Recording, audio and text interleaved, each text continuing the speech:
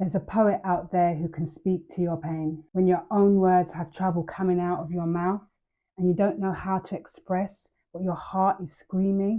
When someone says, "How are you? How have you been? How are you holding up?" How do you explain the new levels, new depths of grief you've experienced when you can't even understand what it is you're feeling? You need new words for your new pain, but your vocabulary hasn't discovered the words to match the feelings. Your lexicon isn't large enough to eloquently articulate an experience you could never had even imagined. It's like a door you've discovered deep down in a basement you never even knew existed, and it's dark down there. The door flings open and you're pushed through that door. What's inside is so shocking. It overwhelms your senses. What's going on? What is this I'm feeling? 10,000 men surround you, all dressed in black, all talking at you, screaming at you, pulling at you. It's too much. They overpower you, but there's light in that room and it brings you through the crowd into safety. Still, no words there, but there's peace and tears flow. There's one man now, protecting you from them, but the damage has already been done. You cry out to him for help, but no words escape your lips. It's okay though, he knows what your tears mean. So he sends in a gift. It's a poet whose talent is words, with the ability to express the inexpressible, that even though they haven't experienced what you have, the Holy Spirit sends a package for you, like Cupid's arrow, but its aim never misses. The target is your heart, and it hits and delivers a package, special delivery, custom made for you. And there's the words. This blessing is the blessing that no one ever wants to receive, but when it's time to receive it, we're so grateful that it's there.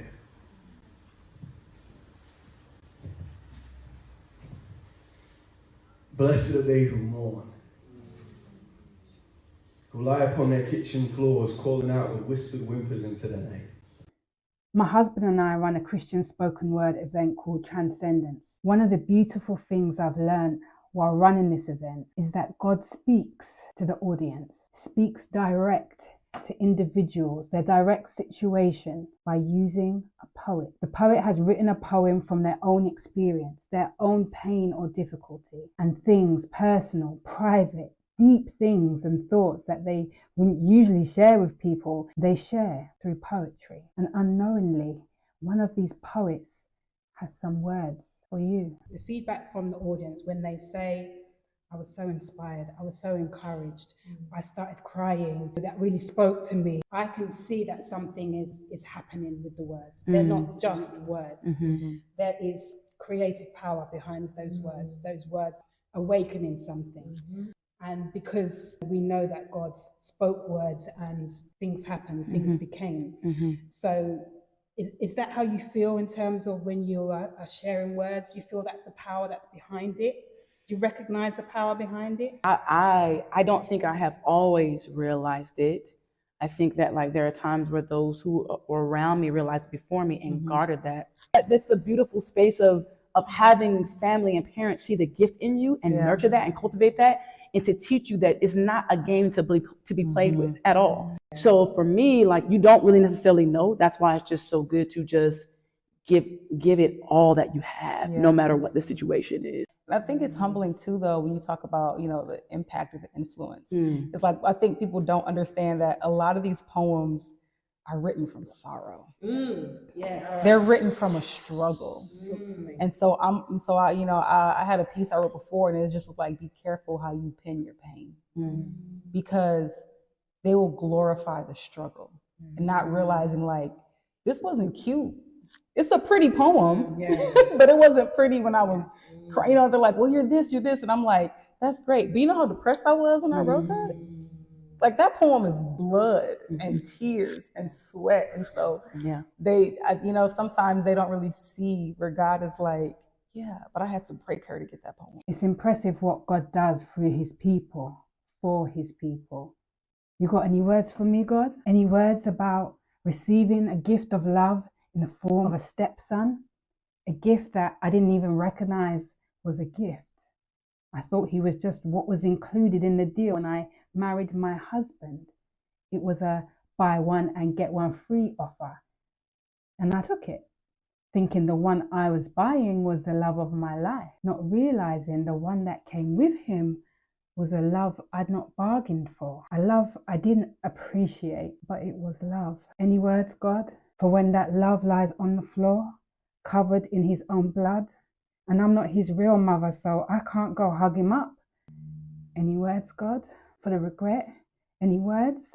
For the unappreciated time I had with him, now gone? Any words for the injustice? Any words for the disappointment of friends who couldn't wait to pick up that zombie knife and use it on me while we lay down on the floor? They laugh, here, have some more. You weren't his mum, oh, and it's your fault he's gone. You shouldn't speak at the funeral and we won't let you grieve. Lord, please, any words for me? Life dishes you chapters that you don't deserve, and you can't seem to comprehend the lessons that come from the verse. You see, God always says, come to my word, the book of life that will give you restoration for your soul and spiritual life in this spiritual world. What do you say when you have no words? When winter season hits and you fall into a pit, and all the clouds have turned from white to 50 shades of pain. You see, I used to reach over to the window, so I used to hit that foot of the rain just to numb that ache. But nothing came from it but a hangover. God said he loves you so much that his son, he handed over. Now I've gone numb, focusing on God and find comfort and peace there. Purpose calls, and that's what I choose. Over depression and despair, I press on. For my other children who don't have words either, who need to see me have joy, and need to see what I've taught them about God. I either go down or look up and walk on God's path. It's unclear to me where I'm going and what I'm doing, but I want to be close to you. And I'm so glad I am, because I'm hearing from you. Be brave, you said. Be you. Don't let anyone tell you who you are or who you're not. Your identity is in me. Yes, you were his mum, and you're theirs.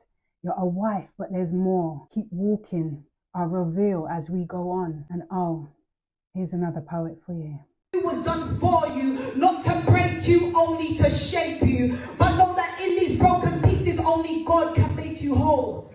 I started a podcast, Kitchen Table Talks. I only had 2 videos from my podcast and only 100 subscribers on my YouTube channel. And now there's 2 poets coming over from America. Ooh, I thought maybe I could get them on my podcast. Unlikely, I thought, but little did I know, God was saying, I've got a poet for you. Here's the words you've been looking for. Beautiful can be pain. Beautiful can be sorrow. If you understand the purpose. Explain what you mean by that. Yeah, like one thing my mom always told me is like, she said, you were broken a lot, but you've been broken on purpose for purpose. She's like, you've been impregnated with purpose. And so you're going to push and it's going to be pain. But when you see that baby, you understand the purpose of that pain. That is productive pain. These women of faith had some words for me. Then the event I wasn't even going to go to was calling me to come. God had some words for me. The talented, gifted Jasmine Sims asked the crowd for a word, and she would freestyle a poem based on the word. Knife crime.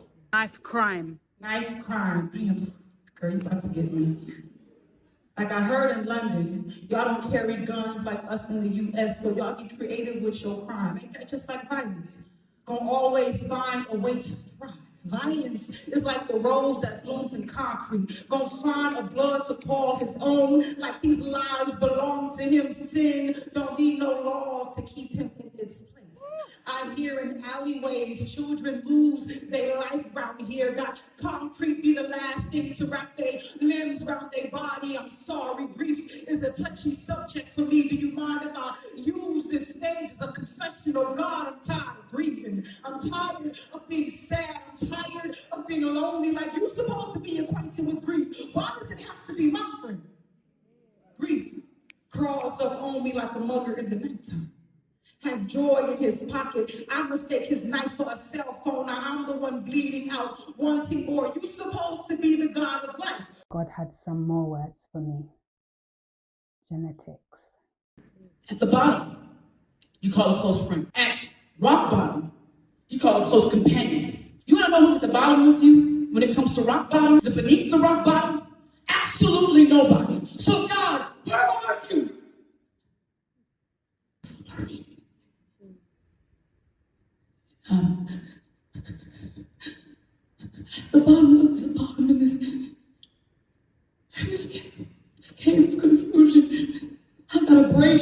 when they say, are you coming? Do I need punctures? Because I got some at almost every juncture. Suffered blunt force trauma to my chest from someone I love. My heart is ruptured. I lost my mom suddenly. That's a gunshot wound. I had some people who really thought I had my back. Instead, I ended up stabbed. And now my lungs are collapsing. You know what he said to me? He said, you're bleeding. But I bled. Died. Resurrected. You're bleeding. You're not dead, soldier. Get in line. Look alive. And when we're asking questions, he said, where are you? Still wet with the morning dew of fig leaves from trying to hide and conceal yourself instead of casting yourself on the mercy seat? Where are you? The one who decides for herself what is and isn't blessing? The one who specifically knows the assignment but tries to run in a different direction? Where are you? The one who loves the story of Job but never wants to be named amongst the question, have you considered my servant? A detestable, testless testimony who can't fathom the sufficient grace on a bed of thorns. You feel forgotten. You. It wasn't until everybody else failed you that you even called on me. I was your last option. Have you ever thought about the fact that it's when you're hurt, sad, worried, depressed, suffering is when you spend the most time with me? Have you ever thought about or considered if life never had hard times, would you ever truly long for me? Have you ever considered the fact that if I never sit up here and place the stars in the sky, would you ever take a moment to even take sight of me? If I gave you everything you ever asked for, would you truly ever live and long for me? If in fact I rescued you from every situation, would you ever learn to even stand on behalf of me? Yes, you're bleeding, but you're not dead. But even if you died, to be absent from the body is to be present with me. Or is that not what you were going after ultimately? 36 times Job questioned me. My answer is still the same. Where were you when I laid the foundation of everything? And so I confess and I repent like Job from this cave. Yes, Lord, I believe you can do all things. Even though it's still dark, even though I'm still in pain, I have a hope, so I'll do my best not to suffer in the same way. And yes, I believe, like the Hebrew boys, that you can rescue me from this fire, but I'll give you my even if. And even if you don't, it won't change any amount of your goodness, because God is so good. God is so good. God is so good. He's been good.